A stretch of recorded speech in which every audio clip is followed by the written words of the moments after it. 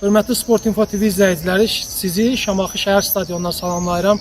Az əvvəl bu meydanda Premyer Liqanın 35-ci turunun çərçivəsində Şamaxı Araz Naxçıvan oyunu keçirildi. Oyunun nəticəsi meydan sahibləri üçün o qədər də əhəmiyyətli deyildi, çünki Şamaxı komandası bir neçə tur əvvəldən Premyer Liqada qalmaq hədəfini artıq yerinə yetirib.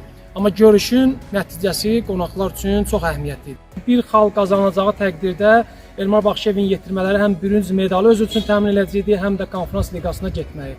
Komanda missiyanı artıqlaması ilə yerinə yetirdi.